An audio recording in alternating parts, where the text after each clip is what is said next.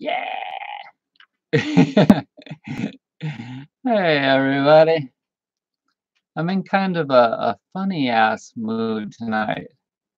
Um, and you know how sometimes you're just like wide awake and you don't feel like going to bed and you just have good energy?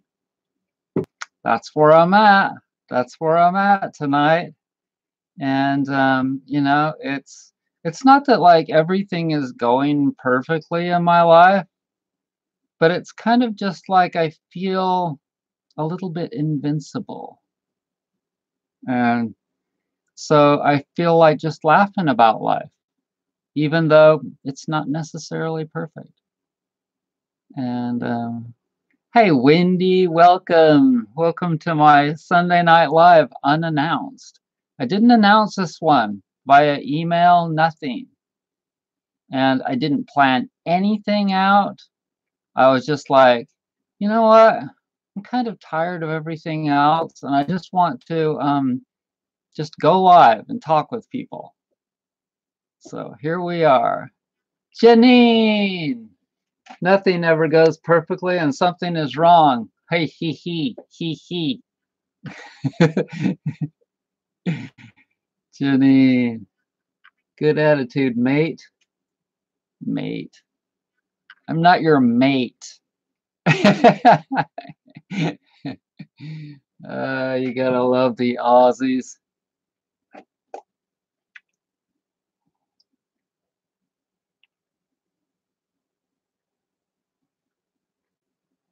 Aye,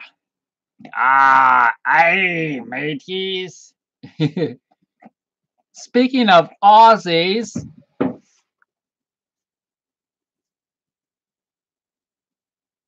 yeah, baby, Sea Shepherd. Sea Shepherd and Bob Barker. Yes. If y'all aren't supporters of Sea Shepherd and you care about eating healthy fish and you care about dolphins and other advanced sea animals, then support Sea Shepherd because they are an awesome group of people. They are an offshoot of Greenpeace and they protect the wildlife that we, most of you anyway, care about. And so here we are. Here we are. There's only 5 people watching me. Who else is out there? Now come on. There's 3 other people out there that need to speak up and say their piece.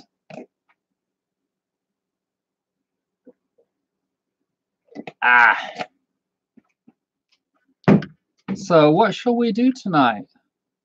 I'll tell you what. I got some tarot cards the other day. And I know nothing about tarot cards other than that they're supposed to tell you your future, your current state of being, etc. And so far I've picked 3 tarot cards since I've had the deck.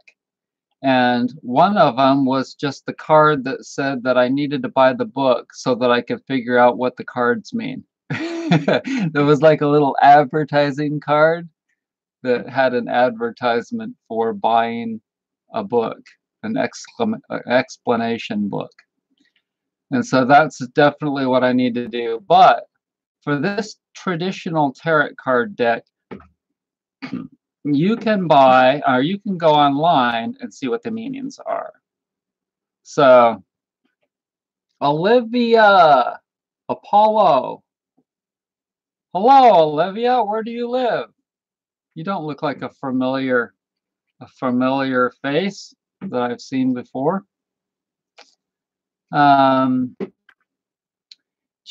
loves animals like I do.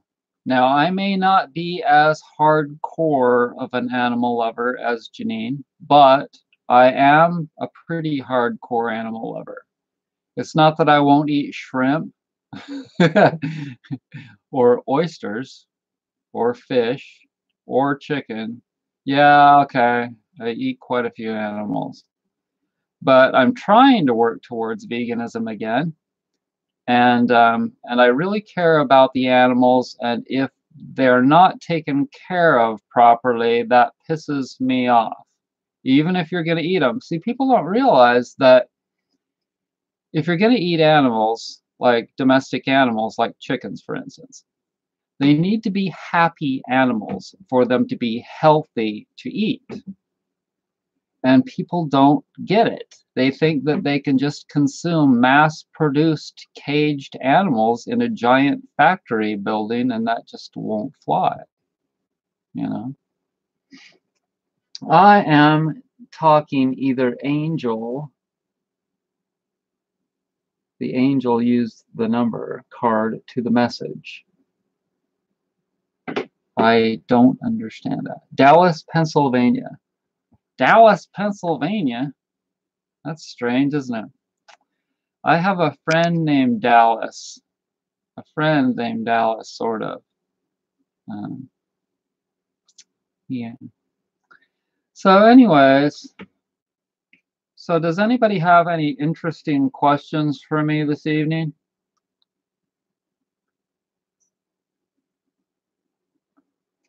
Don't ask me anything about Dallas, Pennsylvania, because I don't know anything about it. Do you want to see Chakra tonight? Want to check out Chakra? Chakra sits with me. Hey, Chakra, can you come over here and say hi to everybody? Chakra. Chakra, come. Chakra, come here, you turd. Come on. Come over here and say hi to everybody.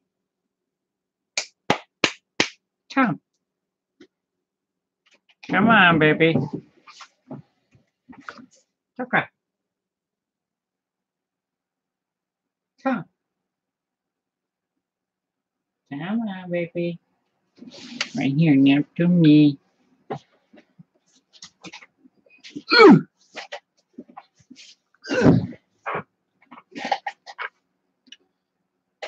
He wants to say hi. Hi.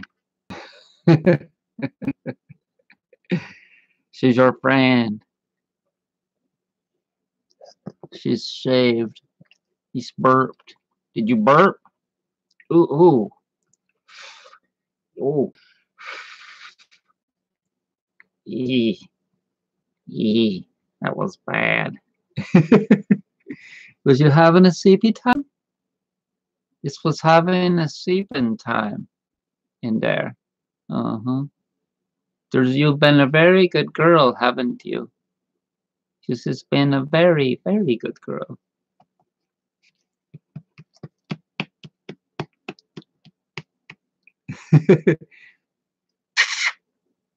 So she's all clean and shaved for the springtime. And the weather has warmed up quite a bit. And she is a very, very good girl. Today we went for a spring walk with the camera.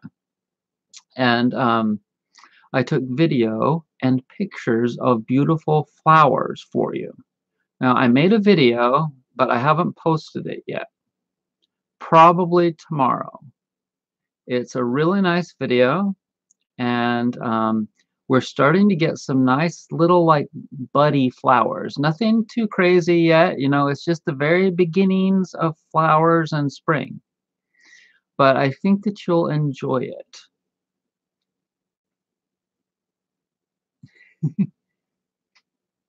Now, unlike me, Chakra has perfect teeth.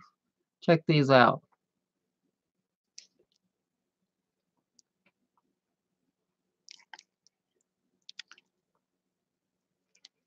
The vets say, my God, she's got perfect teeth. That's from chomping on chicken bones, huh? You eat Coleman organic chicken, huh, baby? I know them. Them are so good. They're really, really tasty. This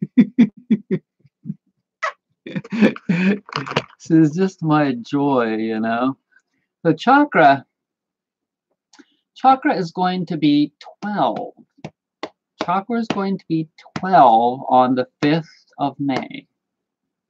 So less than a month now, and she's going to be 12 years old. Her full name is Chakra Chi Rogers, and she is a registered by the American Kennel Club, a registered American Golden Retriever. Huh. Are you an American Golden Retriever? Yes, you is.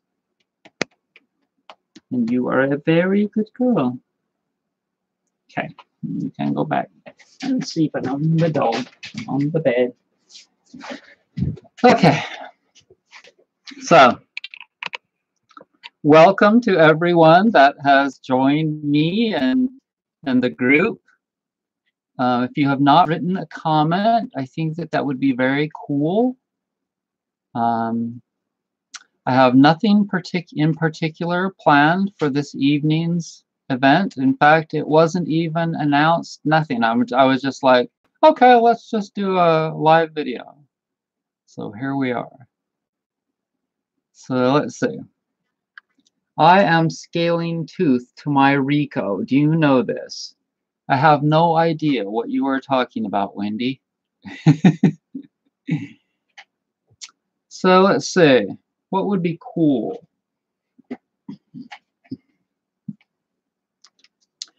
So, does anybody know of any interesting videos that they would like me to do, to talk about? You know, I made this video about how people go back to their old ways, specifically their candida foods, feeding foods, or their getting fat foods, or their various things that they go back to. And so let's talk about things that you can do that aren't necessarily known to be specific for fighting off candida, but are really important for fighting off candida and all kinds of diseases.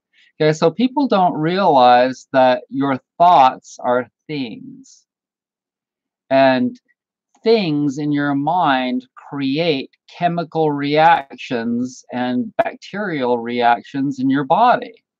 And so somebody with a really positive and happy outlook in their mind is able to fight off disease. And so one of the things that people don't understand is that, as an example for something that's out of balance, that if you go after your candida too radically with something like an anti-candida herb or drug, you might get too sick to the point of where mentally you're depressed, like somebody, and I've seen this before with myself, but like somebody that I know right now. But I've seen it with people that decide that they're just going to go nuts on trying to kill off all of, or just like go after one specific thing, and they get so depressed mentally that then it kind of backfires on them. Like this person that I'm talking about can't even go to work now.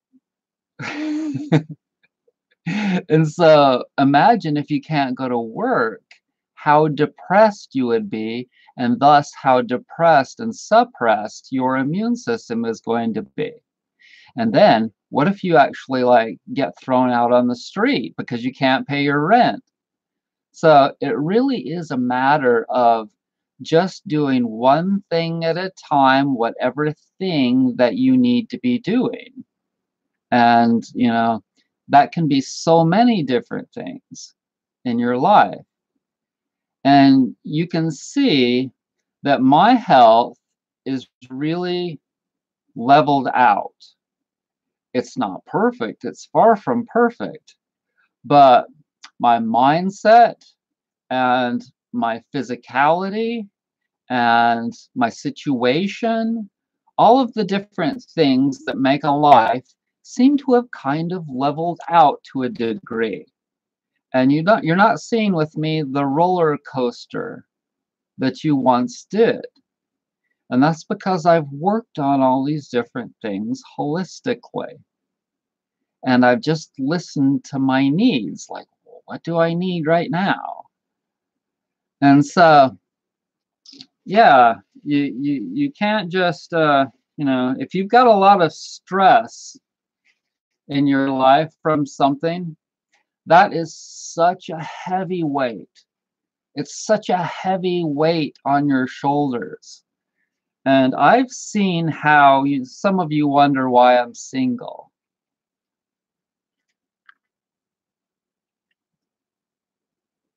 Yeah, the power cards, SC Pina, the power cards are available in a new deck. Now, I can't tell you if they're as good as the original ones because sometimes they're degraded. But I'll talk about the single thing in a second. But yes, look up power cards on Amazon, and you'll find them. It's a brand new copy. It's not the 1991s. You can still find those too on like Etsy and eBay. And but those might not be in perfect shape, but they might be heavier and better quality. But as an example of something that really is kind of a wound for me, kind of a wound and kind of a warning sign for me, having grown up with parents that were always fighting all the time, I know how troublesome a relationship can be if the couple doesn't really get along good. If they're not really well matched and like on the same level, on the same with the same mindset about things for the most part, or if that's really how it needs to be for it to be a good relationship. Even my grandparents, a lot of people thought that they had a really good relationship. I saw them fight. My grandma and grandpa Rogers, I saw them really fight a lot when I was just at their house, which wasn't that often. And so I don't know. I think that I have a friend and her email is happy alone, something like that, and happy being alone. And there's something to be said for being happy and being alone. It's difficult in a lot of ways because sometimes you get lonely, but often, just like every day, I say to myself, man, I'm so glad to be alone. That I don't have to deal with somebody. I mean, it would be great to be able to talk with somebody for a while. Like if one of you cute girls came over here right now, I would really enjoy talking to you for a while. And I might really enjoy having some sex with you for a while. But then I would probably be like, well, you could stay over tonight if you wanted to. But it wouldn't be long before I was like, okay, you can go home now.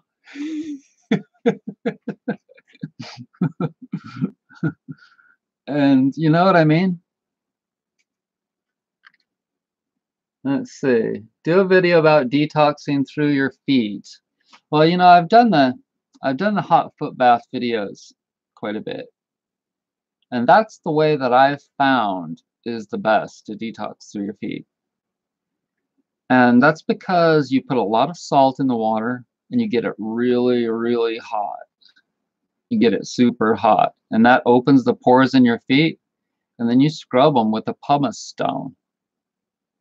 And if that doesn't get the crap out of your feet, nothing will.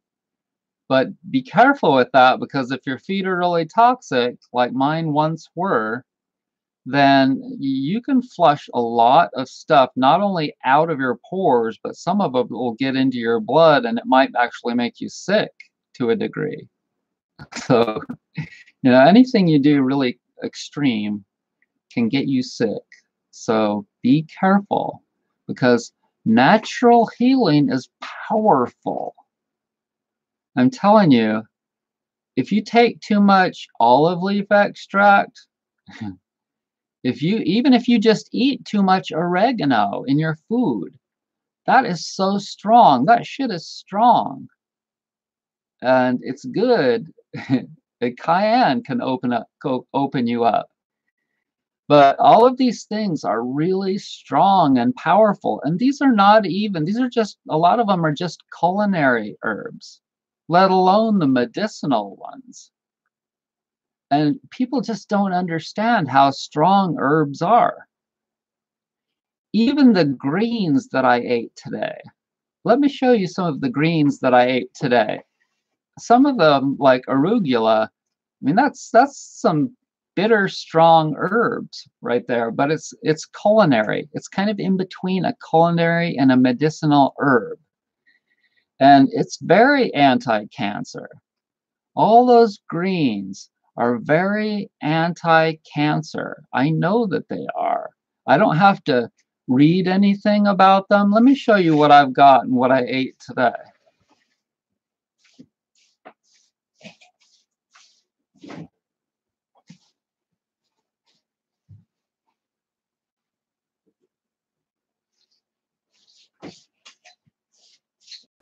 Okay, so these are all local. These are all from my local grower. Okay. This is like baby kale and baby dark greens. And you can eat it raw because it's not too, the baby stuff you can eat raw. It's not too fibrous, and it's not too much carbs, and so it's edible raw. And that's how I've been eating it lately, because I'm so busy all the time doing all the different things that I'm doing that I wish I had more time. See, this is one of the things that would be cool about having a significant other, if you want to call it that, because you'd have a lot more time to cook really tasty foods and stuff and to prepare them, like my good friend Philip does. My friend Philip is an awesome Indian cook in the UK. But the simple way, without having to prepare anything, for somebody like me that doesn't have much time, is just to take it and eat it.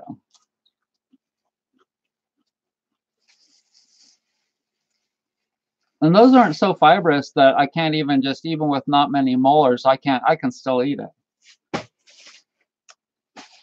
Okay, so this one's spinach. So spinach isn't too bitter. That's a little bit bitter. But here's the arugula.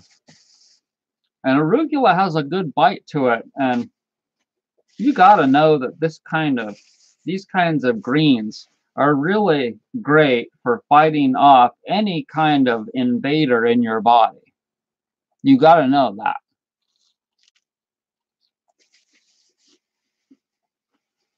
Now you can just grab you a big handful of that and throw it in a bowl and eat it. Eat it like you're eating a snack. M&Ms. But yeah, this is all super fresh. Just picked 2 days ago, about 2.5 miles from here. And I want to tell you, I am so blessed in certain regards here. And this is one of the things, these greens that I'm able to get.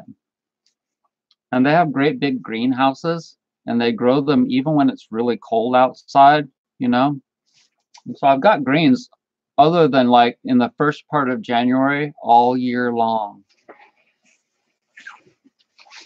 Now check it out. I'll show you a big, nice bunch of beets that I got too.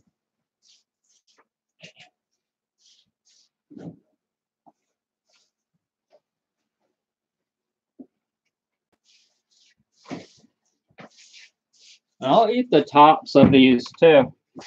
I'll eat all the tops of these.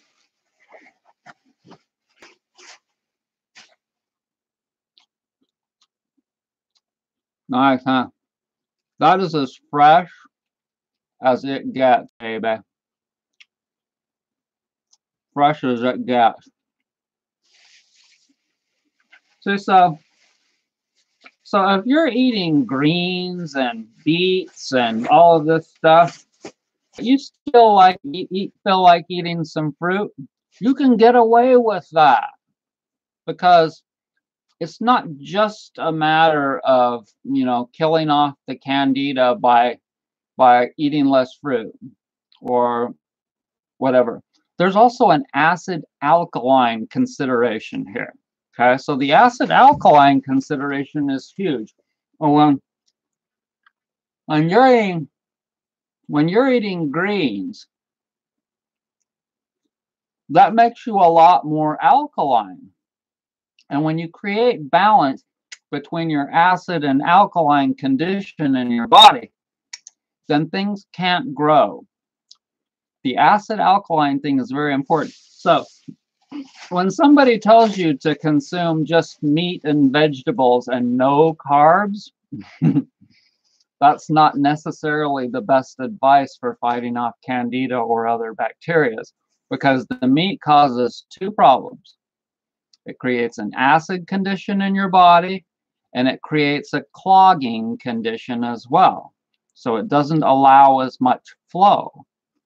That's why when you see these people that are like fruitarians, but they don't have bacterial problems in their bodies, it's because they're not consuming foods that cause those two problems. Now, I'm not saying that it's not good to eat some meat for some people. Most people probably. There's just a lot of considerations to think about. And it's a balance. Everything is a balance. And as an example of something that creates an acid condition in your body, breathing smog does that. I've read, and I totally believe that when we breathe smog and chemicals in the air, that generally creates an acid condition in our bodies. Stress creates an acid condition in our bodies. And so that balance between acid and alkaline is really important. And if you're doing something that's creating a lot of acidic condition in your body, and that can be God knows how many different things, then it's kind of irrelevant almost, and sometimes what you're eating. Can you see where I'm going with this? There are so many ways to attack your problems, your health problems.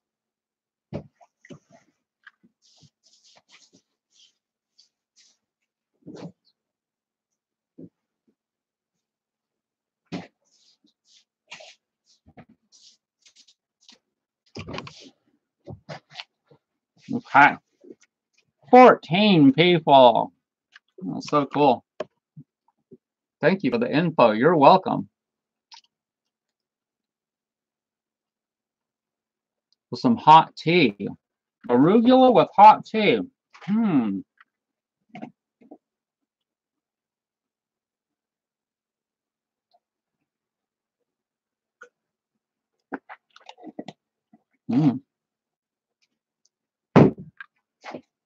It is 10 o'clock. 10 o'clock Eastern time. And let's see. I know that y'all know that I've been working on foot friends and shindigs. So in the last 2 days, I've made 4 of each of those.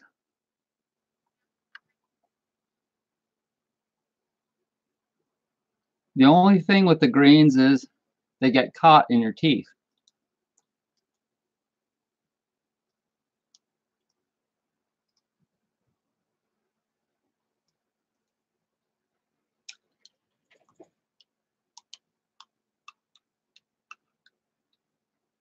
Okay.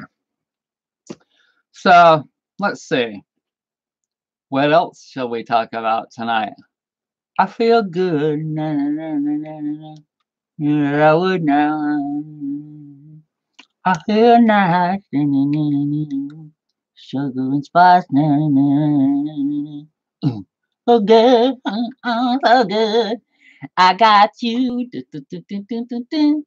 I feel good.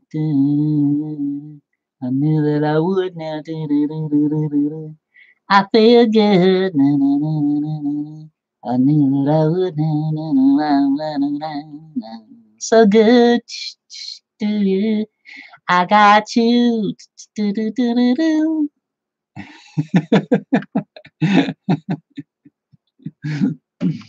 Are we having fun? Are we having fun yet?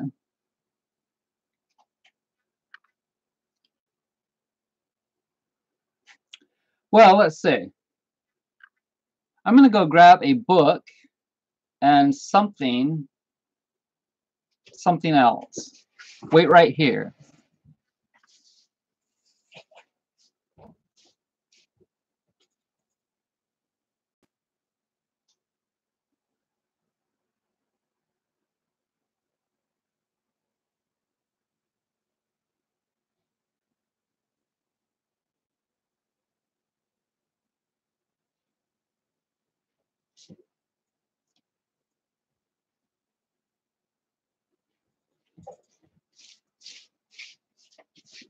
Okay, so I've really been studying my astrology, and I would like to read what is up with somebody's sign. You tell me what sign you are, and I will read some information about your sign, your sun sign. Give it to me, baby. Give it to me. Cancer. Now, Janine, you know that you and I were born on the same day. Aries. Oh my God. Murda, you're a freaking Aries. Okay.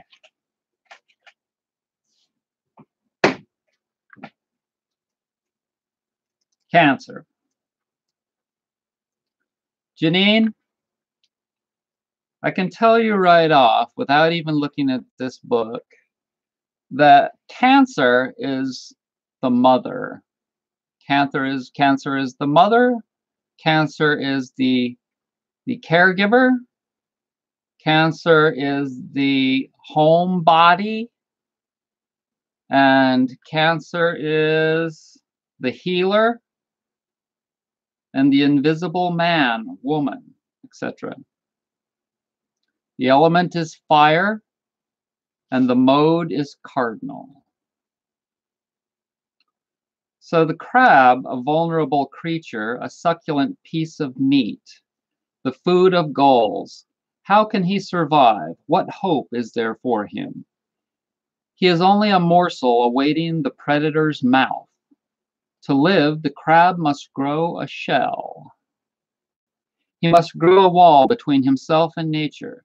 He is too delicate to protect himself in any other way. With this armor, the crab endures. He is at peace with his environment, but that success holds the seeds of a perilous transformation. The crab eats, he matures, and soon he outgrows his shell. It must be shed. If he is cunning and lucky, he may live to grow another one that is larger, more suited to his expanded state, but only if he is cunning and lucky. Dizzied by Gemini's spinning carousel, confused by the chaos of life, on the midway, awareness now turns inward toward its roots. To the twins, truth is out there somewhere. They search the world. That's if you're Gemini. They search the world, filling the psyche with alertness and wonder. And yet the search yields nothing. Life is more mysterious than ever, more full of loose ends and undigested details. Cancer sets out in a new direction. Instead of rifling through the universe, the crab reaches tendrils of consciousness inward, probing deeply into the underpinnings of experience, pressing toward the heart. So Cancer is, I feel. The main phrase, the main thing with Cancer is, I feel. And that's largely how it is with the water signs, but especially with Cancer. Us Cancers, We have such a strong intuition with being able to see right through people. We can totally know people and see them and feel them. And our intuition with people is just like the best of all the zodiac. The fabric of the world to Cancer is feelings. A mammoth subjectivity animates this phrase of the zodiac. The terse journalistic awareness of Gemini gives way to a tapestry of impressions, of personal responses. There is no longer an objective universe. All that remains is a pattern of reactions. Those who are born under the mark of the crab, Cancer, have come to penetrate dimensions of inner life inaccessible to any previous sign. They arrive fluent in the language of deep self, the language of emotion. Fascinated by the reactive, subjective aspects of the mind, their lifeblood is a protracted process of psychoanalysis, usually self-administered. Okay, so Cancer is most deeply connected to and rules the moon. Okay, the moon is feelings. The moon is feelings. And the phrase for Cancer is I feel. So if you're a Cancer and it's the full moon and you're freaking out, it's because everything is amplified during that time. The moon is directly reflecting, the sun is reflecting light off of the moon, the most direct when it's full. And people with a Cancer sign are most affected, for me, I'm sure. I mean, every time it's the full moon, I am like tripping. It's a crazy time for me. And I always kind of just take a deep breath and I'm just like, okay, here we go again. And sometimes it's crazy for me. Sometimes it's crazy and sometimes it's not so crazy, but a whole lot of the time it really is. And I have yet to be able to determine which ones are going to be worse for me and which ones are not, because but I need to keep studying. I got to keep studying this stuff so that I can get it. But to feel consciousness, to feel every nuance of life, to shed the shell of numbness that armors us against the slaughterhouse of a world. That is the crab's work. Okay, so that one that I just read there, that is so me. To see to shed the shell of numbness that armors us against the slaughterhouse of a world. That is the crab's work. Cancer's endpoint, to see the hellish discord of life, to see the cauldron within, and against all odds, against all common sense, to love, trust, and accept all that existence offers. So beyond all of the hell, Cancer's most crazy, like Cancer's most deepest endpoint is to see the goodness through it all, beyond, outside the shell. So I'm not going to read more about Cancer. I'll read about Aries. Okay, Murda. Aries. Aries is the ram. Aries is the ram, and it's the first sign of the zodiac. Right now, we are in Aries. Up until like the 20th or 21st, something like that. Okay, so Aries, the first sign is like it's a spring. It's a springtime. And it's a time of up and coming energy, rising energy. Okay, and Aries is like the daredevil. Aries is the person that is like unafraid. Aries is the warrior. So it's a fire element, and the mode is cardinal, And the archetypes are, according to this famous book, the warrior, the pioneer, the daredevil, the survivor. Okay, so when you see people jumping out of airplanes, when you see somebody doing some crazy shit like climbing Mount Everest, yada yada, it's very, very likely, very possible that those people have Aries energy in their charts, in their natal charts. So you're an Aries sun. What day is that, Murda? So love God and do what you will, St. Augustine. So that's kind of what Aries does. Aries is like, I'll do whatever I want to. The ram, horns down, charging, fierce, unyielding. Will the ram crack its skull? He doesn't care. Nothing can intimidate him.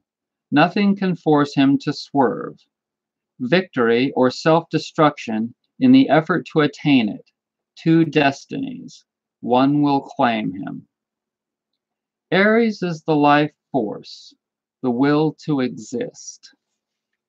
First there is nothing, then there is something. Life thrusts itself out of nowhere, claiming a place in the void. The tone of the process is unflinching, explosive, violent. It conjures up pictures of volcanoes, of white-hot stars bursting into tattered nebulas. A rabid dog backs you up in a precipice, fangs bared, mouth foaming. You have a hunting knife in your hand. He moves in, growling, eyes glaring red. You brace yourself. No more veneer of gentility and education. No more language. Nothing left but the animal rage to survive. You scream. You drive for the throat. You have found Aries. Aries teaches courage. It represents the ability of the will to triumph over any intimidation, any obstacle, any doubt. The ram is the part of us that does exactly what it wants to do. It chooses and it acts. And so one thing that I'm getting out of Aries is that Aries is the most basic instinctual survival sign.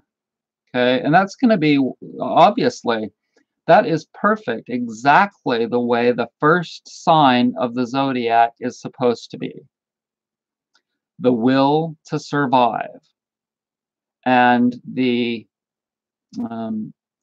an aggressive fire sign, and it does what it wants, and it takes on challenges. Like, I know somebody right now that's been down in Central America. I know a girl that's been down in Central America for several months now, and that's what Aries kind of does. It sees a challenge and it goes for it without fear.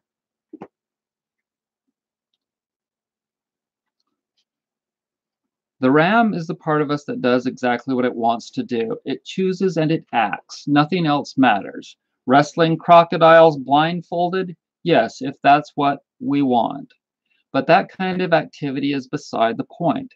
Aries is the sign of daring, of any act of sheer adventurousness, regardless of how smart the act might be. But its real meaning is deeper. It refers to existential courage. What is that?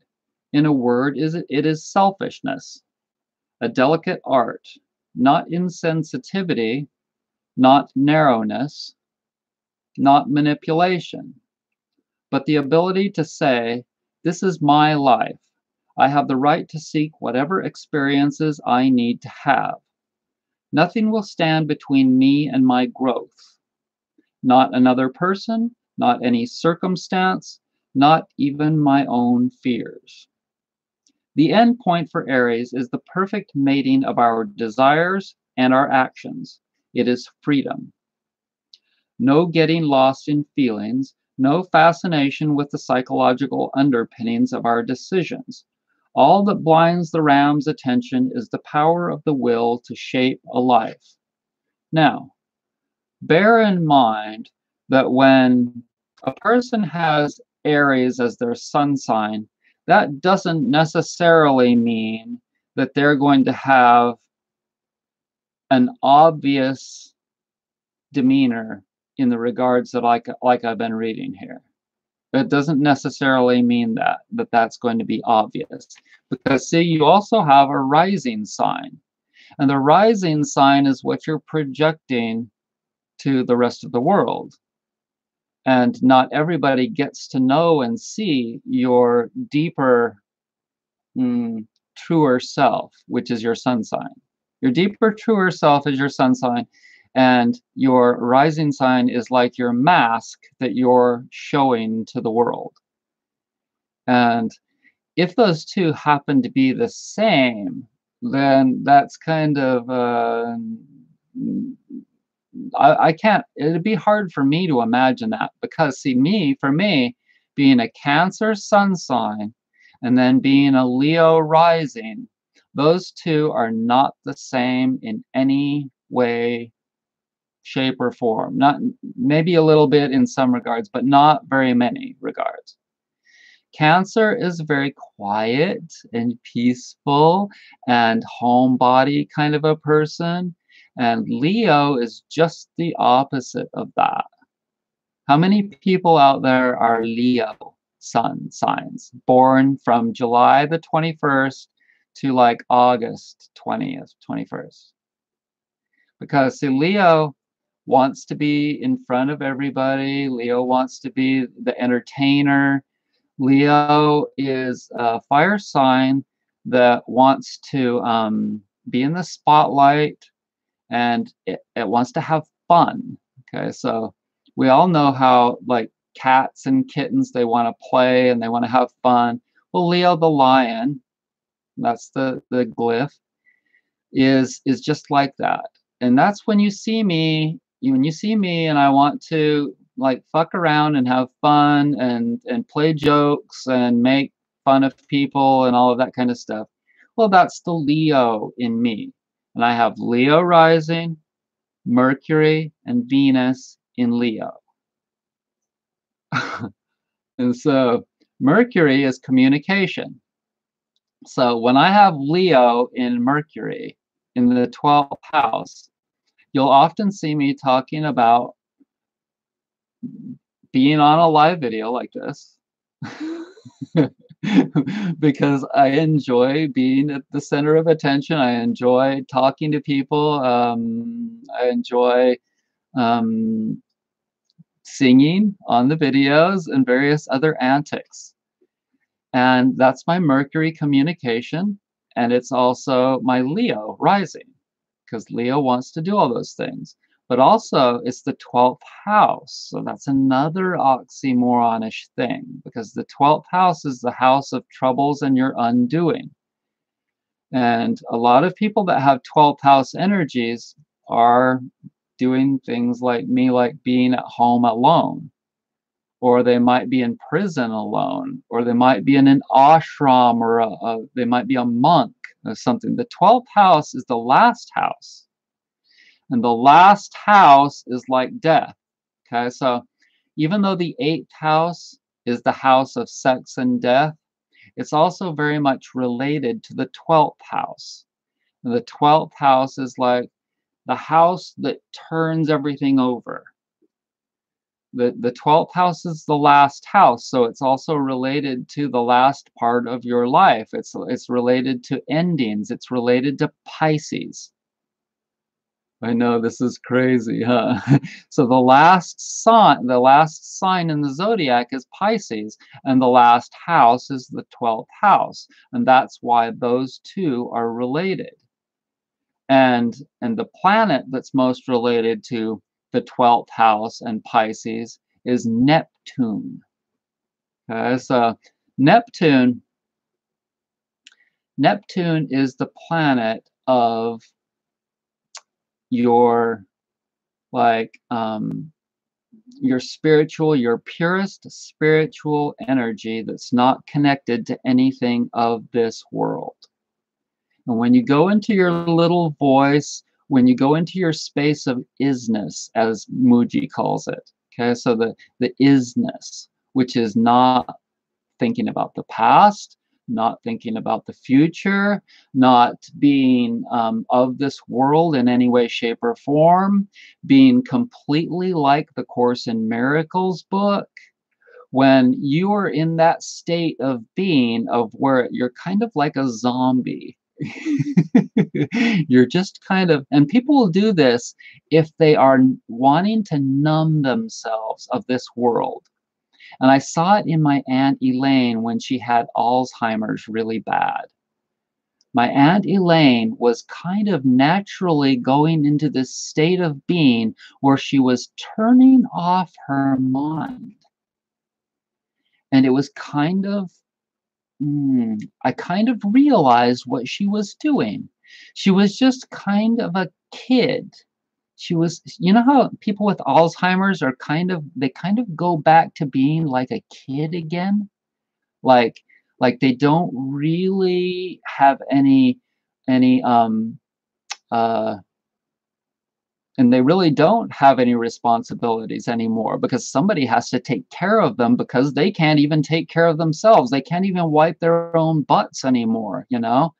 And so they go into this space mentally as well as like being a kid again.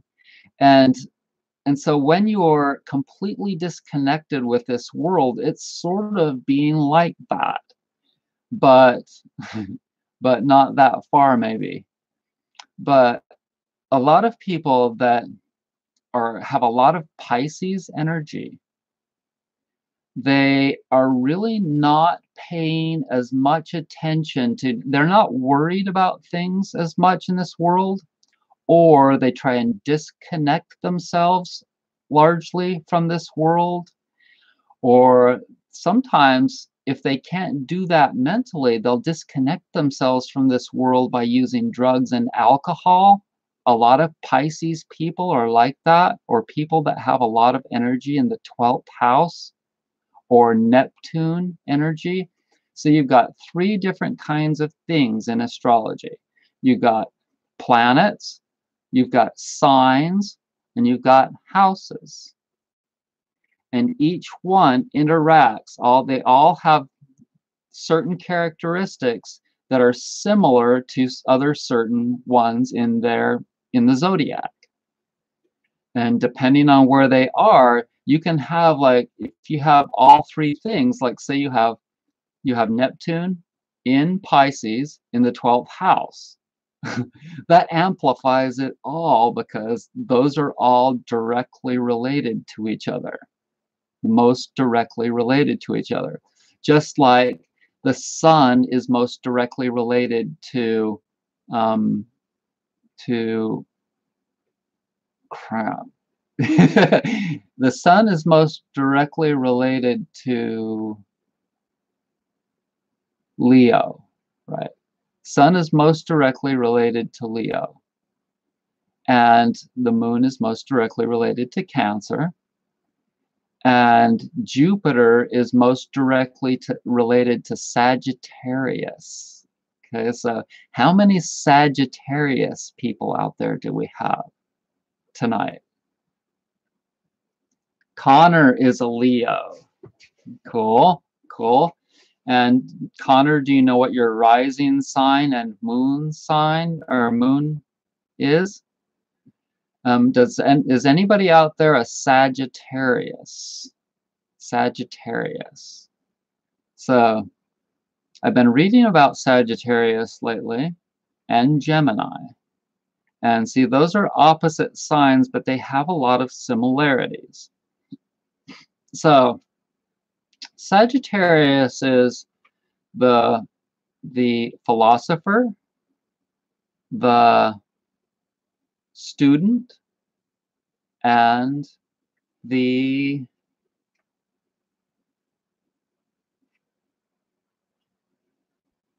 gypsy. Okay. Sagittarius is the student, the philosopher, and the gypsy.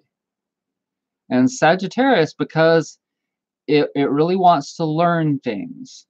It wants to soak up information.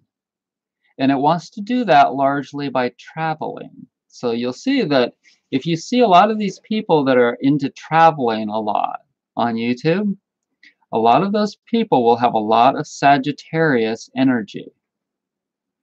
And I believe that Sagittarius is November.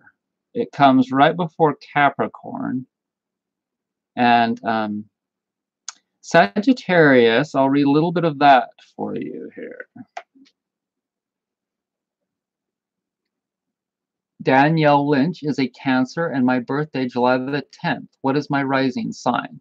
Okay, so anyone that wants to learn and see their natal chart, what you need to know is where you were born, what time you were born, which will usually be on your birth certificate, and the day, obviously, that you were born and the year.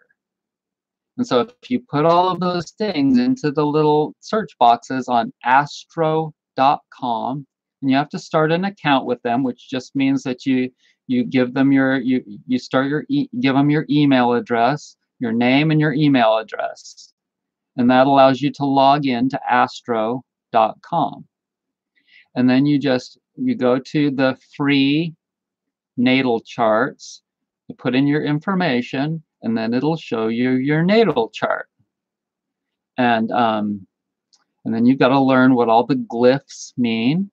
The glyphs are the little symbols that show, what a planet or what a sign means. Like the Cancer is the crab, and the moon has just a moon symbol. Or Mercury is a little man with 2 antennas. And Venus is just a little head with no antennas. Mars is a little head with an arrow coming out of it. And Jupiter is like a 4. It looks like a 4 symbol. So you have to learn all the glyphs, and then you look at your chart, and then you learn what is on the chart. Like on the left-hand side is the the rising sign and the first house. And then as you go up, it goes backwards. And I can't remember exactly why that is. But anyways, so Sagittarius reads this. It is not entertainment I am seeking, it is understanding. Understanding, understanding, understanding. And this is a quote from a famous person. I will stuff myself with it, sniff it up, and with every pore, cram it into every orifice. Someday it will pay off. Everything will fall into its proper place, and I will at last understand. Laura Coldman. Not the archer, but the arrow. Fingers quivering with tension, the marksman releases the taut string.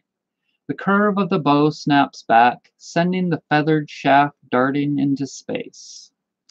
The arrow, it flies faster than sight, whipping through the air, speeding toward the clouds. If it had eyes, it would see the archer's form grow tiny, fading into an insignificant speck in the landscape. And it would see that landscape laid out like a map, simple and schematic.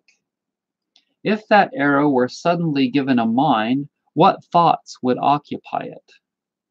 Like a man on a mountain peak, it would think thoughts of perspective and experience. Perspective and experience. Driven by exuberance.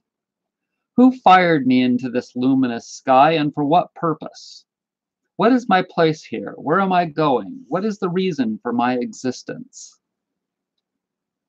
And the meaning of exuberance is unrestrained in enthusiasm, in style. To medieval astrologers, Sagittarius had 3 destinies. It symbolized the gypsy, it symbolized the student, and it symbolized the philosopher. The 3 were arrayed in a good, better, best hierarchy with the philosopher on top. Once we drop the idea that one expression of the Sagittarian energies is better than the others, those three destinies are still an effective way of understanding the meaning and purpose of the sign: gypsy, student, and philosopher. What do they have in common? If each is a manifestation of Sagittarius, their common denominators must be of the sign's essence.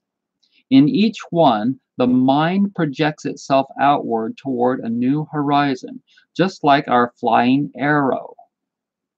In each, we observe actions that expand awareness through the gathering of unfamiliar experience. In each, we observe actions that expand the awareness through the gathering of unfamiliar experience. That expansion is the lifeblood of Sagittarius. In the gypsy, the expansion results from a physical activity. She moves about geographically, entering new and exotic environments. The student accomplishes it intellectually, absorbing new facts and points of view. And the philosopher does it intuitively, attempting to expand consciousness, always attempting to become aware of the basic laws of the universe. The archer's endpoint: to realize the ultimate meaning of life, to find one's destiny in the cosmic scheme of things, to arrive at the truth. Those are the goals of the arrow. So that's what Stephen Forrest says is the end point of Sagittarius. And Sagittarius is one of the cooler signs to be. It's most directly related, as I said, to Jupiter, which is the big planet, the big happy planet. Okay, that's what Jupiter symbolizes. Jupiter is like the big, joyous, happy, what a beautiful day, and nothing can go wrong. That's the energy of Jupiter. And Sagittarius is most directly related to that. And I'm not sure which house is considered to be most ruled by those two. But Capricorn. Okay, so Jennifer, Capricorn. Capricorn is most related to Saturn. Okay, so Capricorn comes after Sagittarius, and Capricorn is the most restrictive sign. Okay, so Capricorn is like the monarch, the father figure, authority figure. Okay, so anything to do with rules and regulations and restrictions and barriers and laws, and Capricorn, the archetypes are the genius. Or I'm sorry, that's Aquarius. Aquarius is, we'll read about that too. Okay, so Capricorn is the sea goat. And so it's a combination of a goat on the bottom and it's like a combination of a land and sea animal, the sea goat. And the element is earth. The mode is cardinal. And I'll have to go back and refresh myself on the modes, because bear in mind, I'm still relatively new to this, but I am learning a lot right now. Okay, so the archetypes are the hermit, the father, the prime minister. And once again, Capricorn is most directly related to Saturn, the planet Saturn, the one with the rings around it. And I have seen Saturn through telescopes when I go to the Asheville astronomy club gatherings. I've been to a few of those, and it's really cool to see Saturn live in a telescope.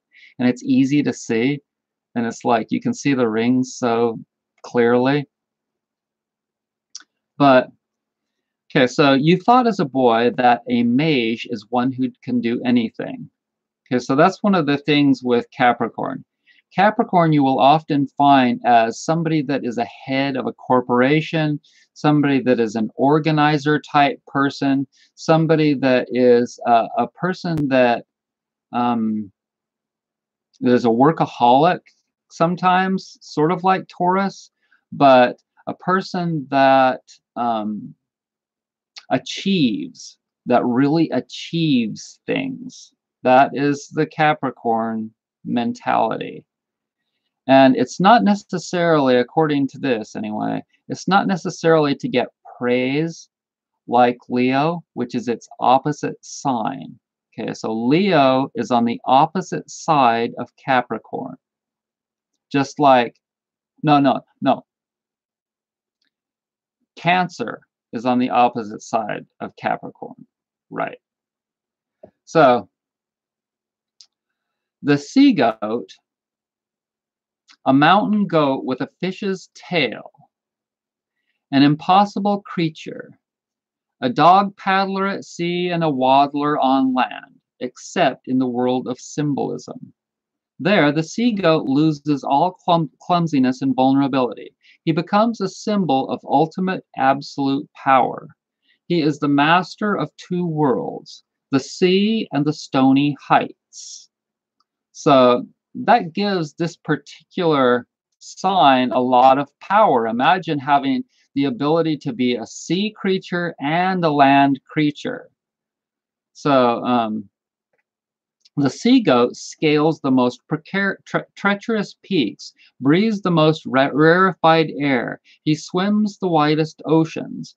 Nothing can stop him. Once his mighty will is fixed on a goal, he is invincible.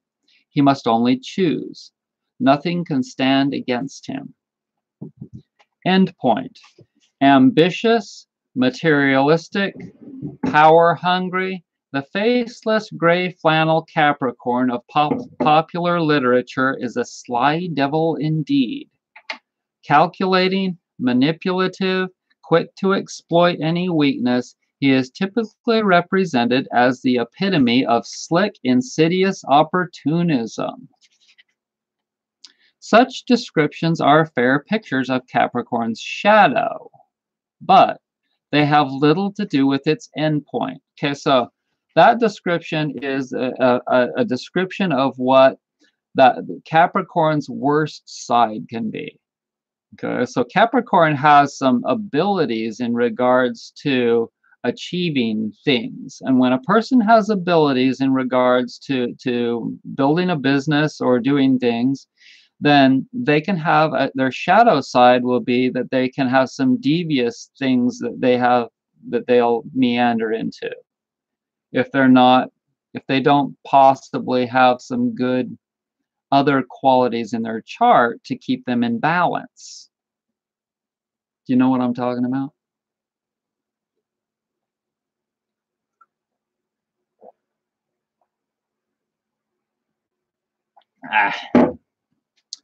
So, it is true that the sea goat symbolizes worldly power, but that does not mean money. It does mean having your face on the cover of Newsweek.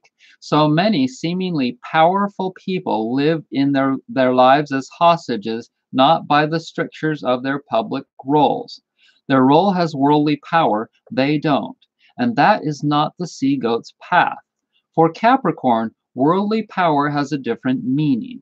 It does not signify glory, it signifies freedom. In the arena of the world, the sea goat must act only according to the dictates of his essential character, the marriage of one's nature and one's public identity. Okay, so I know somebody that is totally like that. She's a Capricorn, and her desires are to exactly like that, the marriage of one's nature and one's public identity. That is Capricorn's endpoint. It is the oneness of the inward and the outward, proven and expressed in the form of society. Okay, so people that are Capricorns are people that are very much wanting to unite their inner self with society. Imagine that. Imagine, like, some people want to become united with a mate. They want to become united with their work. Excuse me. Whenever I drink water, I always gulp some air. But Capricorn wants to unite its essential entity with society. Okay, so imagine that somebody that's like that would be somebody that would be like a politician, somebody that would be maybe a newscaster. These are just a couple of examples of somebody that's in the public's eye. In the public eye. Now, it doesn't have to be somebody that's like really famous like that, but maybe you're a bus driver and that you're in the public eye and you're wanting to, the public eye, maybe the kids' eyes, or the public eye on a public transit bus or something like that. But what the Capricorn tries to do is become connected with the public. And this person that I know here where I live is so totally like that. So in a word, Capricorn is the symbol of integrity. In the sign's highest expression, there are no lies and no pretenses. Only a flawless mating of visible public behavior and invisible personal essence. And so you know how sometimes, like, I'm politically incorrect about saying things, you know? I say all kinds of politically incorrect things. And a Capricorn would very much frown on me for doing that, for saying things that like what I said about cancer, about getting cancer, you know? A Capricorn would look at that and be like, "Oh, that is just wrong." And a Capricorn would never do anything like that. A Capricorn would always be like publicly correct in things that they do and say. Or their opposite would be, like, their bad side would be the opposite of that, that they stray into doing something really against what is morally correct and morally acceptable, you know, integrity. To avoid the seductiveness of power. Okay, so this is important with Capricorn. To avoid the seductiveness of power, like what Donald Trump so desperately desires, power as well as money, Capricorn must become a master of solitude. Okay, so that's where the hermit archetype comes from. So when I told you that one of the archetypes of Capricorn is the hermit, this is why that's important for them. The point is not that he must spend time alone, although that is a legitimate strategy. The point is that he must seek approval within himself. To succeed, he must become indifferent to success and failure, to praise and vilification. He must stand alone. So when you're by yourself, that's when you're able to connect. That's where you're able to connect most deeply with the divine, especially if your life is in a degree of peril. I know this from my own personal experience because I'm a Cancer and a homebody, and I do spend quite a bit of time alone. I don't have anyone else to live with except for Chakra, and she never says anything.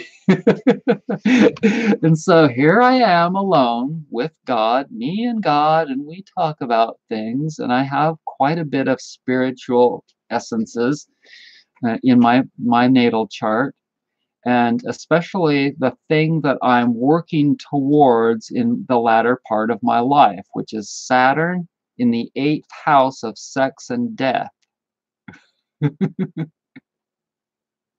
So, where was I?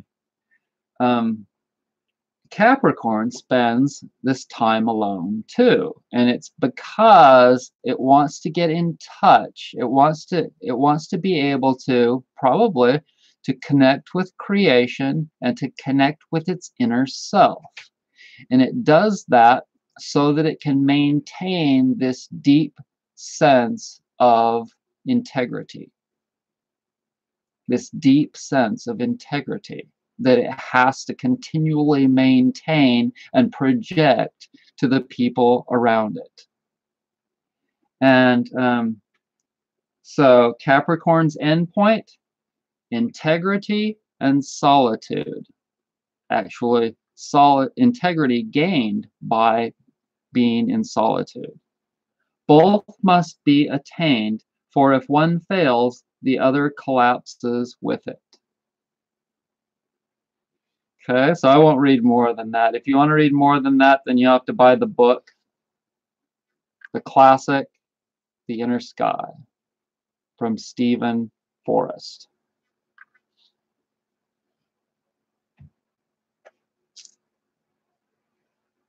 So, let's see. Would anyone else like me to read a little bit of their sign energy out there? Just write it up there. I know I had a Leo person. Is that Leo person still with us? Give it to me.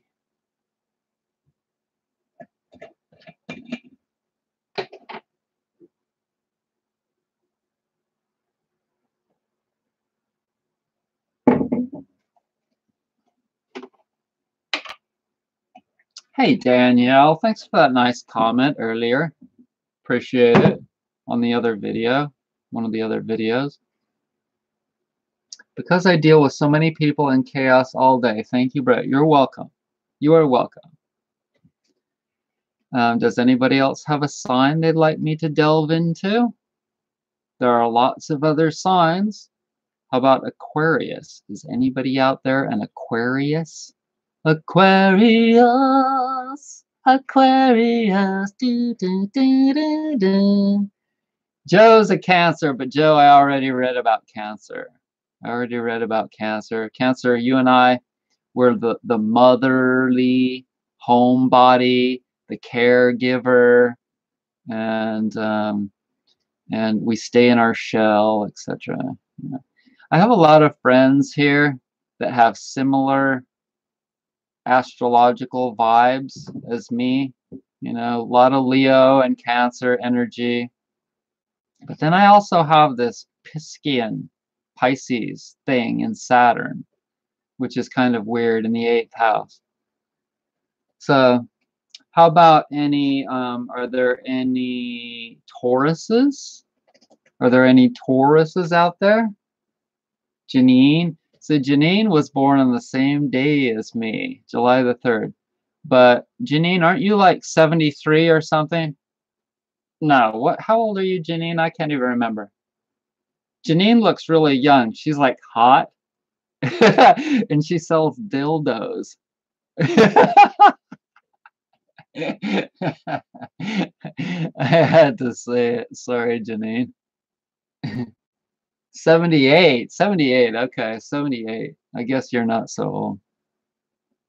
Yeah, 40. So,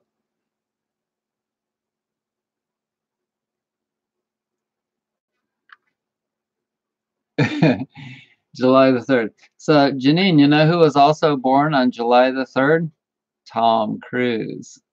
I think he's 63 or I think Tom Cruise was 63. I'm 65. He's like a couple of years older than me.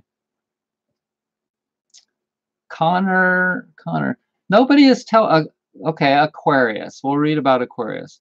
Because Aquarius is one of the cooler signs as well as Sagittarius. So Aquarius does its own thing. If you're an Aquarian, you are somebody that could very well be a business owner. You are somebody that could be an inventor. Imagine the kind of a person that is not on the same page as other people. So a lot of people just kind of do what their parents did for a living, or think what their parents thought, or play the same games as other people in regards to a lot of different things. But Aquarius does not. Aquarius is on its own plane. And Aquarius is directly most connected to the planet Uranus. Okay, so, and one of the reasons that astrologers think that Uranus is most directly connected to Aquarius is because you see the planets as they go around the sun, they're all turning like this. So imagine that you're the sun, and here's the planet, and it's going around you, and it's going this way, and the planet is turning like this on the same plane as the way that it's rotating around the sun, not Uranus. Uranus rolls. Uranus rolls like this. And so that's the reason that they think that Uranus is the planet. And I know that some of you may think that this is just, that's just superstition. But I'm telling you, the more that you study and the more that you analyze things, and if you have Virgo in your chart, then you may be very well Virgo in some whatever regard. If you have very much Virgo, like me, then you may analyze the out of things. Okay, so if you see that a planet does something different than the other planets, all the other planets rotate like this. But Uranus rolls like this as it's going around the sun. Isn't that freaking weird? But they say that Uranus is the planet of being like the rebel that does what it wants, and that's what Aquarius is most known for. Okay, so I've been eating a lot of mushrooms lately, and I'll tell you that my mind has been clicking really, really well. I'll notice that when I drink ginkgo tea, or now I'm starting to believe that eating mushrooms is really good for making your mind work good. But I'll tell you, last month when Mercury was in retrograde, I was so off. I was freaked. I was like, my mind isn't working. I can't think of things. I can't remember things. I can't do things. I would go do things and I'd be like, why am I doing that? And for weeks, it was like that. And I'm really going to pay attention to when Mercury, the planet of communication, goes into retrograde in the future. And it goes into retrograde 4 times a year for like 2 or 3 weeks long. And if you want to know what retrograde means, then look it up on the internet. But it makes it look like the planet is going backwards if you were to actually look at it. Okay, so Aquarius is the water bearer. Okay, and the sign for Aquarius is 2 wavy lines like this, 2 of them together that look like water. So Aquarius is, and although the sign is the water bearer, the element is not water. It's an air sign. And I don't know the exact reasoning for that. The mode is fixed, which means it's not changing. And the archetypes for Aquarius are the genius, the revolutionary, the truth sayer, the scientist, and there's 5 of them, and the exile. Okay, so think about all of those archetypes. These archetypes for Aquarius are exactly as it is for somebody that thinks in a revolutionary or a pioneering kind of a way, because that's what they are. The genius, the revolutionary, the truth sayer, the scientist, and the exile. So a little saying is, if you meet the Buddha in the road, kill him. Zen Buddhist saying. I don't know exactly where they're going with that. The Aquarian glyph, a pair of parallel wavy lines, is often mistaken for water. That is not the case. Those lines are serpents, symbols of knowledge. Okay, so there we go. Those lines are serpents, symbols of knowledge. I keep learning more and more. In Eden, the serpent tempted Eve to eat the fruit of the tree of knowledge. She did, and God threw her and Adam out of the garden for it, sending into motion the history of the world. But in acquiring that knowledge, Eve did something more. In that single rebellious Aquarian act, she gave birth to a quality far more precious than safety, far more precious than even wisdom. She gave birth to human freedom. Freedom, that is the Aquarian end point. What is it? Individuality. The ability to choose our own path, to do what we want to do, to take orders from no one, be that person father, mother, president, priest, or any other authority figure.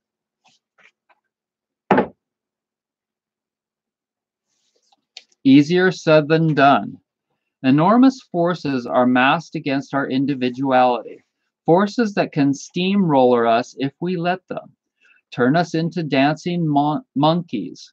Peer pressure, conformity, socialization, the desire to be accepted. Let them take hold, and we serve 2 masters, our own nature and the vagaries, which means an exotic idea or action, of those around us. Immediately, our freedom is compromised. For Aquarius, that compromise is an anathema, which means a solemn curse, intensely disliked. The water bearer's mortal enemy is the tribal instinct. If she succumbs, all is lost. She becomes just one more familiar character in the endless sitcom of our daily existence. Aquarius and conformity, they mix just about as well as peace and nuclear warheads. To conquer that tribal instinct, the water bearer must cultivate an absolute loyalty to truth. Okay, so I love that. And although I don't have any Aquarian in my natal chart, I have some stuff that's like Aquarius is most directly related to, I can't remember what house it is. But I think that Aquarius is also related to the 12th house, but I'm not sure. I'll have to check it out. I know Pisces is. So Aquarius and okay, so to conquer that tribal instinct, the water bearer must cultivate an absolute loyalty to truth. She must say what she sees, regardless of consequences. She must stand firm when her freedom is challenged, whether by direct coercion or by insidious persuasion. And she must willingly accept her destiny, that of the exile, forever ordained to be out of sync with the values and motivations of her community. The Aquarian endpoint, the flawless, uncompromising expression of self, individually perfected. Okay, I'll read that one again because that's really important to understand. The Aquarian endpoint is the flawless, uncompromising expression of self, individuality perfected. Individuality perfected. So if you imagine that if you are an Aquarius and you have a lot of other Aquarian energy in your natal chart, then it's very likely that you are somebody that goes on your own path. You're not somebody that is like a group person. And I've talked about this a little bit in my other videos, some of my other videos, how some people, they want to be part of a group. Like, remember in high school when there were little groups of people that hung out together, and you'd have like a bunch of the cute girls, a bunch of the jocks that hang out together, the stoners that hang out together. You remember this, right?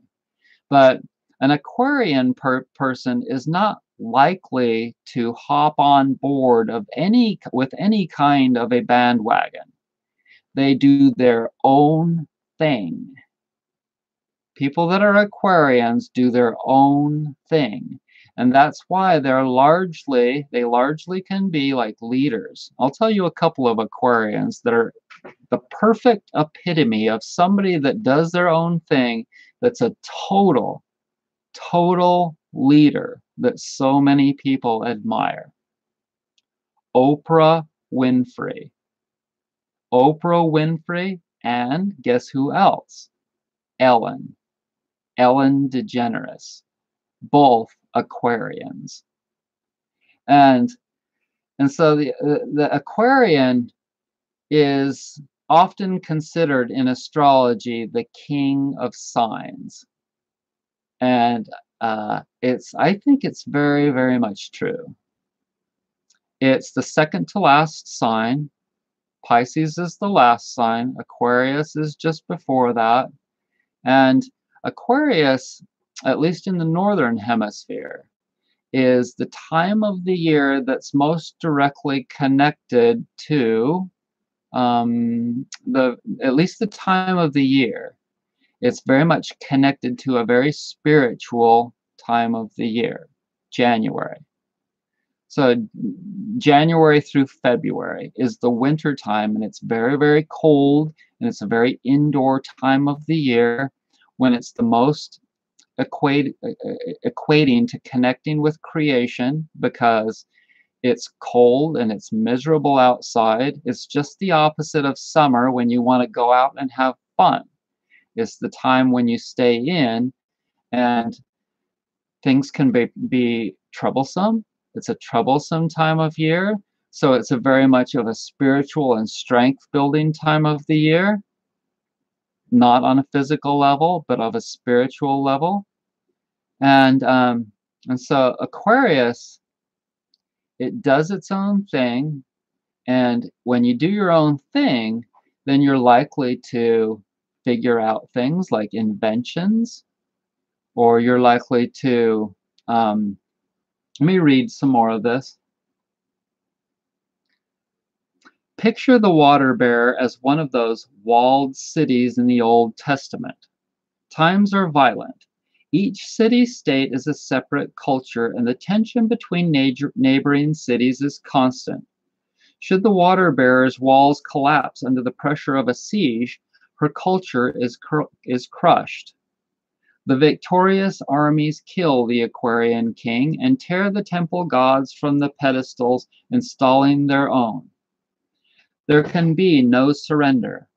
Once the enemy passes through the gates, holocaust ensues, with oblivion on its heels. For the water bearer, there is only one strategy. Keep those defenses intact at whatever cost. No deals, no compromises. Only the hard certainty of stone and mortar. The city-state metaphor is apt. Only now we're not speaking of the cultural integrity of a historical society. We are talking about the freedom and individuality of a single human being. The enemy is arrayed outside the walls. They mass before the gates. They prepare the battering ram. For Aquarius, that battering ram takes many forms, but in essence, it is the pressure brought upon us by our culture to conform to to an established pattern of behavior. Okay, so I've talked about this a lot in my videos of how sometimes it's cool to adapt to things of society, but it's not cool to adapt to things of society if they're not logical, if they're not acceptable to you, if they're no longer having a bearing upon your life or the current times. And so Aquarius is able to decipher and able to put up a barrier to the norms of society, the traditions of society, and say, hey, that doesn't make sense, and I'm going to do my own thing. That's kind of the gist of Aquarius. Inwardly, we have a certain unique set of predilections, and values, but our society has other plans for us. Ever since we could talk, we have been programmed with descriptions of what constitutes success, decency, and sanity.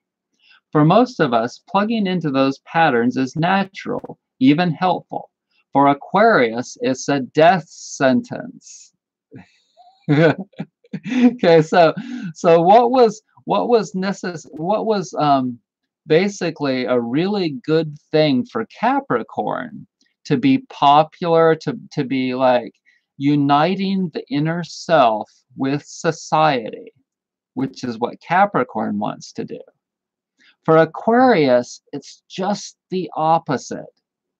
Aquarius does not want to conform to everything, and it doesn't give a flying fuck what anybody thinks about it.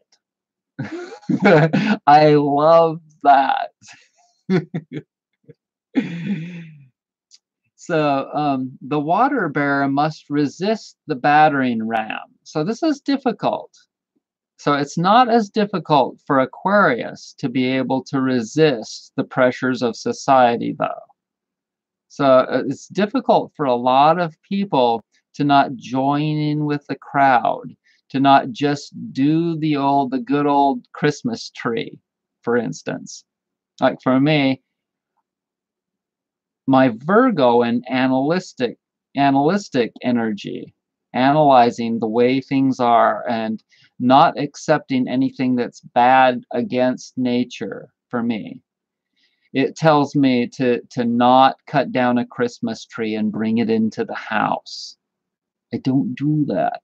I don't like it. Even though I kind of like the smell of Christmas trees, it doesn't make sense for me to kill a tree to bring it into the house. Even though they do it in mass quantities at farms, I still don't like that energy because it seems wasteful. So for Aquarius, they might look at it the exact same way, but for them, it's easy to not conform to a tradition like that because that's the way they are. They do their own thing.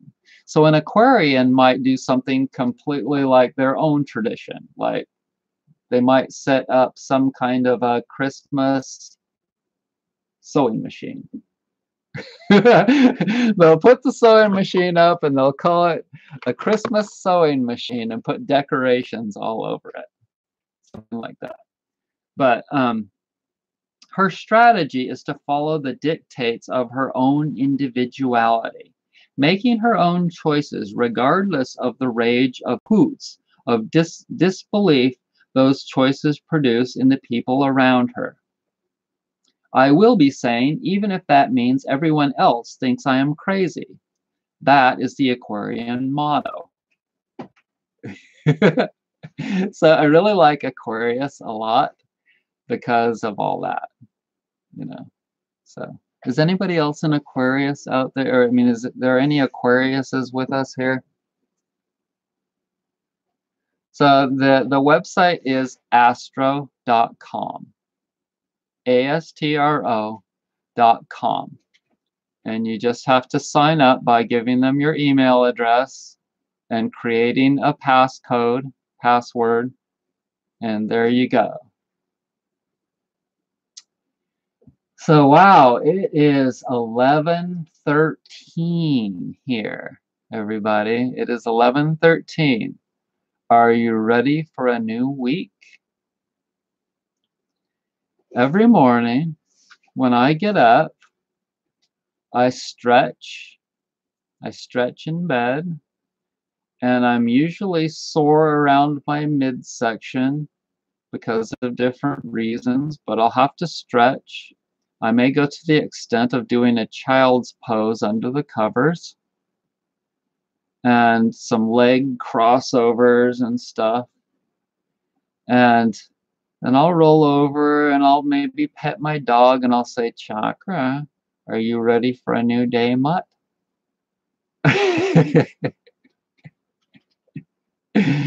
And she's kind of like, she's hiding. She hides her nose and her face underneath her paws in her little curled up position. And she's like, I know what she's thinking. She's thinking in her own little doggy mind. She's like, man, don't bug me. Don't bug me.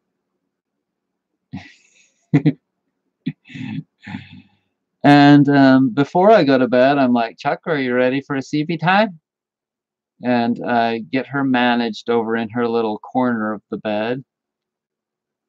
Turn off all the lights. Turn down the heat. Crawl into my little bed and curl up. And then I start a new gig tomorrow, the next morning. And I imagine that all of you have similar little things that you do like that. But I don't generally say like a prayer. I generally talk to God, and I generally, lately anyway, I've been doing some reading. Sometimes I pick a power card, and sometimes I pick one of my little fortune papers, and every time I get what I deserve. I get what I've been thinking. I get what the energy is. I get it. The exact clue or essence of my life that is supposed to come to me. Right now, I have this thing of where I'm supposed to be getting a new motor put into my car. Okay, so I know that y'all have been like looking at me like, why is he focusing so much on this? I live out in the country, and it's like very important to have transportation. Now, if it were up to me, there'd be a lot more public transportation even out here in the country. And it would be like cool and fun transportation. And I can't tell you exactly how cool it would be, but it would be really, really cool and fun. But that's not possible in the life and the world that we live in today. So you really have to have your own vehicle living out here, 20 miles from the nearest tiny Hobunk town. And so, supposedly, hopefully, my mechanic says that he will probably be ready to start working on putting that new motor in my car on Thursday morning. And I'm supposed to take the car over, if he hasn't got picked up more work, by Wednesday evening. Cross your fingers, everybody. Cross your fingers that it's like putting a new motor in your car is like a heart transplant for your car. It's the heart. It's the power. It's the power center of your vehicle. Think about it. And so it's like one of the most important things. I would say that maybe your liver is kind of secondarily important, kind of like your transmission. So, and if anybody's been interested in any of my products and they can buy some right now, it would be so appreciated. So appreciated to go to brettsnaturalhealth.com and buy them, baby, because I've been laying down a lot of cash to get this motor replaced and installed, and it ain't over with yet. So that's the deal. That's kind of the main thing. But really, today I said to myself, okay, say the whole thing is botched and you don't have any transportation anymore. Can you still hang? I think I probably could. I probably might be able to swing it. It would be really, really tough, and it might be like one of the hardest challenges ever in my life. But I really have a positive mindset kind of right now, and I think it's just like my health has just been getting better and better to the point of where I'm like, I can handle whatever comes at me. Really. I can. But y'all are my family. I'm a Cancer, and with Cancers, one of the most important things is not just being a homebody, but the things that are about your house. Okay, and since I don't have, you're like my surrogate family. My friends on Facebook and my friends on the internet are my surrogate family that I rely on, that I help with. I in the last couple of days, in the last 3 days, I've done holistic consultations for hours, hours. Just, and I didn't charge up front, nothing. I just helped these people for hours, 2 hours each, two of them. And just because they were in dire need, peril. And it's because I really love to do that. And I really feel obligated to do that because I have the knowledge and I have the information to be able to pass on to people so that they don't get stuck and freaked out in their healing process. And I get annoyed if they don't listen to me and do what I tell them is a good thing to do. And then they get in more trouble and then they come crying to me. I definitely get annoyed when that happens. And I will cut people off if that is the case, because I only have so much time. And you have to be have a very strong Saturn influence in my chart. Remember, Saturn is most directly connected to Capricorn, which is the authority figure and the person of rules and regulations.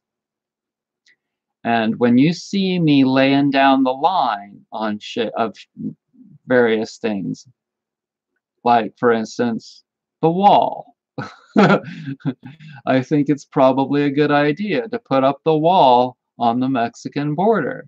That is Saturn and that is Capricorn energy. Barriers and rules and laws and restrictions. Okay, it's also connected to conservatism, being conservative, and protection, protecting things that are important in your life, which is what the current administration is doing. Not that I'm a Trump supporter. You know I'm not, right? I hate that fuck. But it's not that I totally hate all of his policies. I hate his total dishonesty. But in any case, so I try and be helpful for people, and I try to be a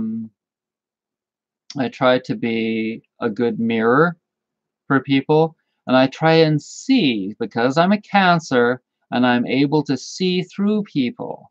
Now, if you don't want to be seen through, if you don't want somebody to know the deeper nuances of who you are, then you should probably not do a consultation with me, because I have that ability. I know, and I've been doing this holistic healing thing for a long, long time. And I know my tendencies, and therefore I often know other people's tendencies. Not that I know everyone, because I'm just human, but I do have a very strong ability to know what's going on with people by talking to them and listening to them and seeing them. And we have that ability to do on FaceTime and Skype now. I can talk to you and see you, and I can see your house. And I'm like, okay, take me over to your kitchen or take me to your whatever in your house. So I get to see what your house looks like and stuff like that. And I can read a book by its cover really, really well. And people say that you can't read a book by its cover. Well, I don't agree. I don't agree. You can tell a lot about a person by talking to them and seeing them. And you can tell a lot about a person's face, about their health, by looking at their face and studying what the nose looks like. See that tongue? I want you to look at something. Okay, so my tongue used to be caked. You see that thumbnail of that video that I showed you of somebody that had bad candida today? The thumbnail is the little picture that you see before you click on the video. And that person's tongue was caked and yellow and thick with mucus, dairy mucus. Look at this tongue.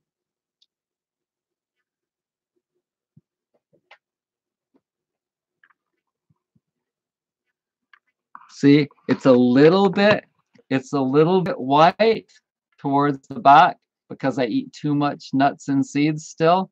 But mine used to look like that person on that thumbnails.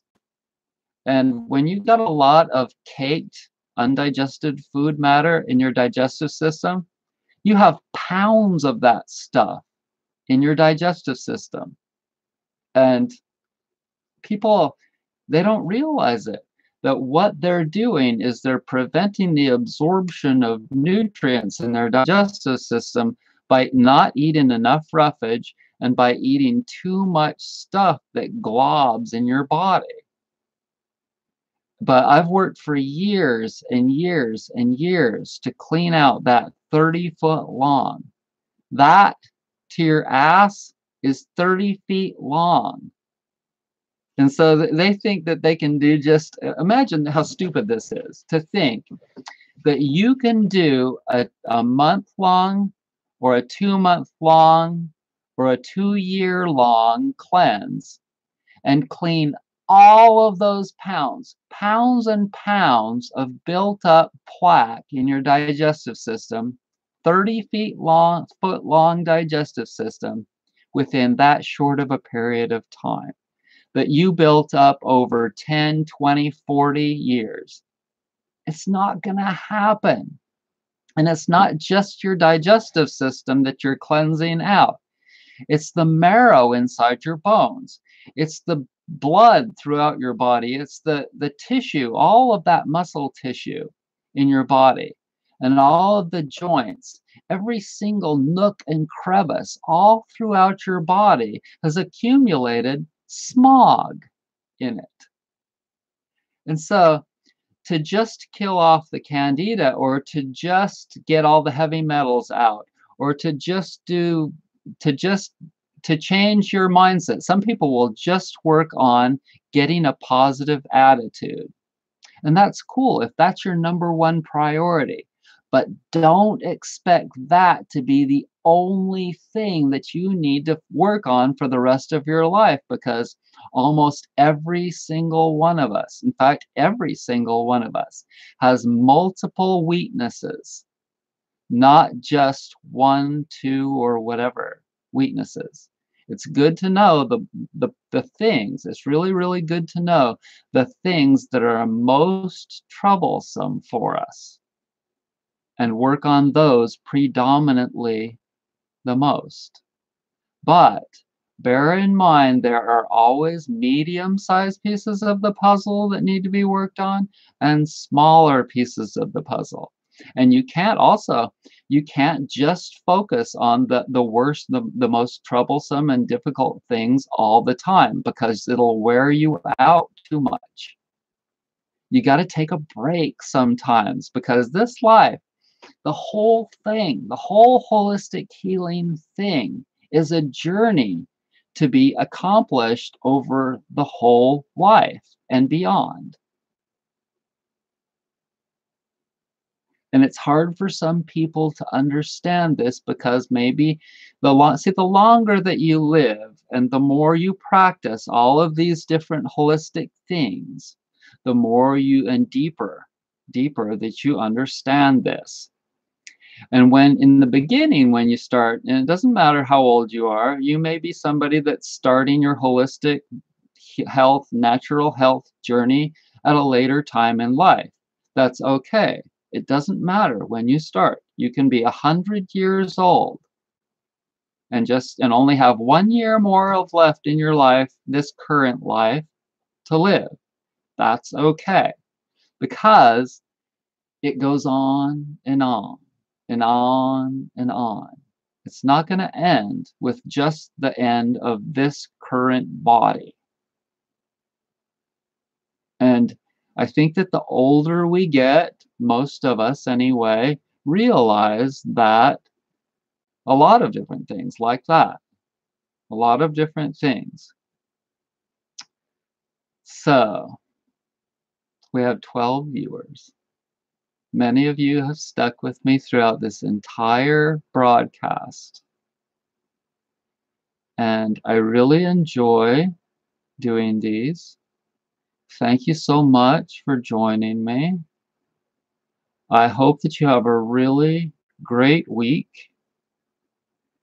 Sunday night is such an awesome time to do this broadcast. It's the end of the week, so it's kind of like the 12th house, and I have lots of stuff in the 12th house. Mercury and Venus and what else? In some charts, I even have my sun sign because it's right on the cusp of the 12th and 11th and 12th house. Thank you, Kitten. Thank you, Kitten, for joining. Thanks, Janine and Danielle and Joe and Jessica. Thanks, everybody, for being with me. I hope that you have a great week. It's already Monday in Australia, right, Janine? It's already Monday. I hope that's going well for you. Monday, Monday, ba-da, ba-da-da, ba-da, ba-da-da-da.